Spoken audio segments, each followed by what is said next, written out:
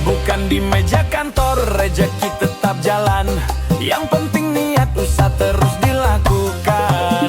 Ada yang kerja proyek, ada yang kuli, asal halal dan lancar selalu disyukuri.